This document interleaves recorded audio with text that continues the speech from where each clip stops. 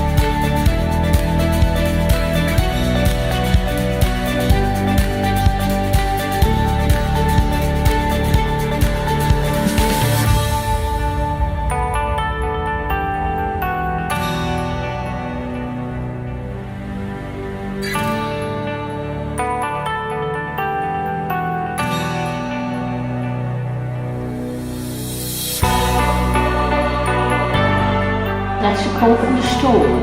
Yeah. The cork and the stone. But that's the owl, of course, the white. The owl.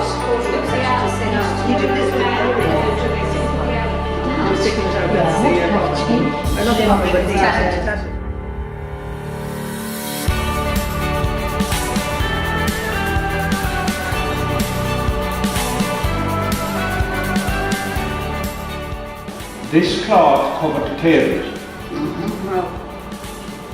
Behind the bed, or in front of the bed, we're not too sure, but there was a crucifix placed on the cloth, on this cloth, while he was laid out. But we were just trying to verify that it would be 1922 or prior. Well, it definitely could be, yeah, definitely could be, yeah. You know, that we didn't doubt that it was still there, the Shankill Hospital, where he died. Yeah.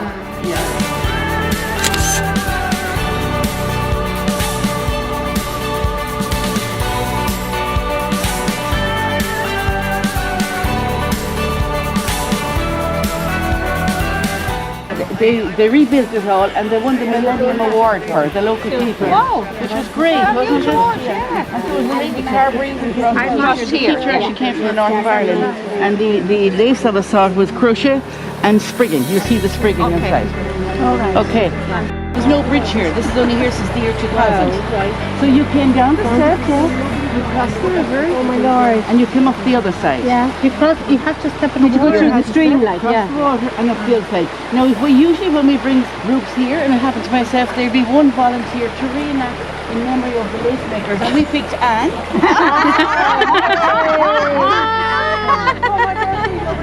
Yes. And the Headford lace crossed the river. She's going back up here because there's not wrong because the tea cow.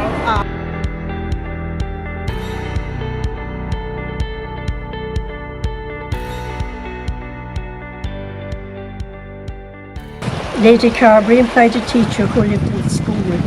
The school school was originally a 2-room building with a kitchen and a schoolroom.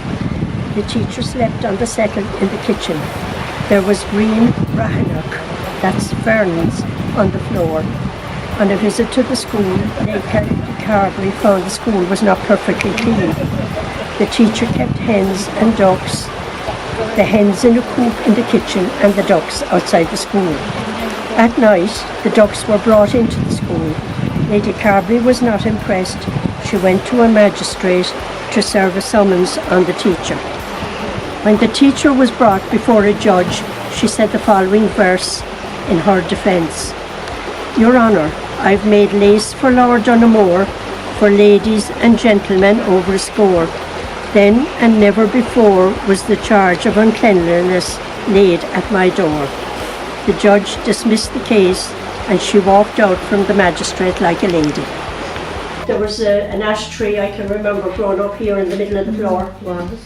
And the tidy towns then were formed in the village, and they cleared a small area. They got a lease from Creta and they undertook to restore this school to its former glory as a millennium project, and work began in 1999 and they obtained a 10-year lease from Creta. They reconstructed the school with local stone and lime mortar using the methods when it was originally built. The work involved clearing the trees which were growing in the walls, as well as taking down a portion of them, and all work had to be undertaken by hand. And it's now a delightful building, and the history and the sprigging is displayed here. So they did the rustic bridge and all the rest of it, and the bank of the stream was grassed. And yes, so it won a prize. It was awarded a prize in the Civic Trust Ireland Environmental Awards in 2000 towards the beauty and the importance of such a modest building. It is now a purposeful building being used as a meeting room for tidy towns. Brilliant. Well done. So the curtains would originally have been from Rathbarry, and they were sent to America with some family, probably as a gift or a wedding present. And then when that person died, a long time ago, the family, when they were clearing the house, they returned these here to the Sprigging School. So if you look at them very closely, you have the shamrock and you have the rose. You have to have a shamrock on a rose to be Irish crochet, but you have what they call the host. So it's typical of Irish crochet. It has all the picots.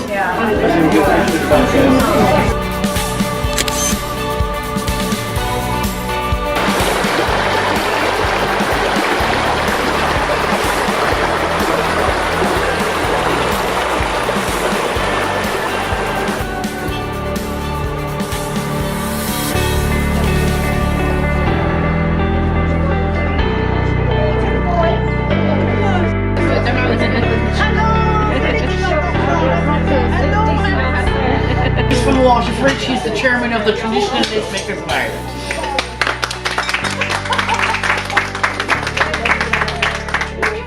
Thank you, Madam President.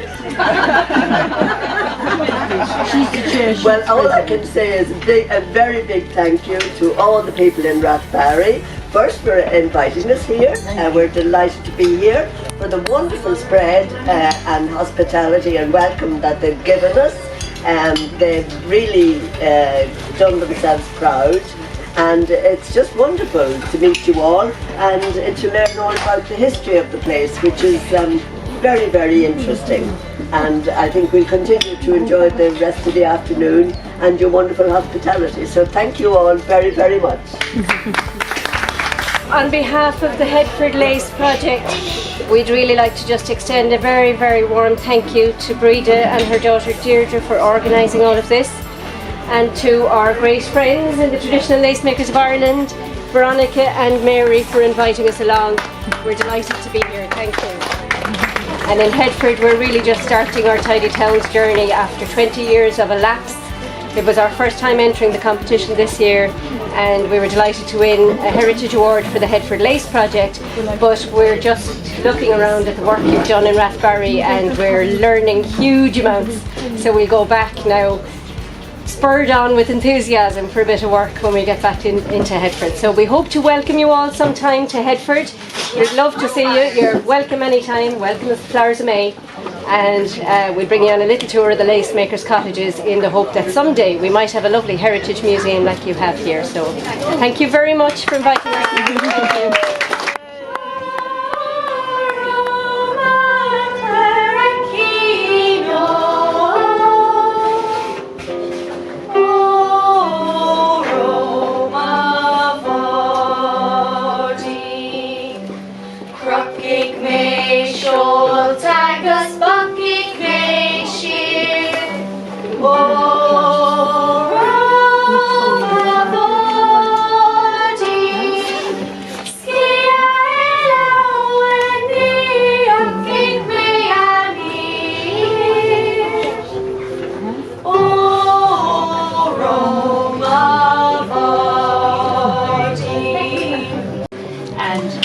Across the ocean to my home away from home. I'm glad to be returning, but not enough to go. I'd like to find a way to be to the place that was mine. It's easy going back again when it's hard to say goodbye. Bye bye.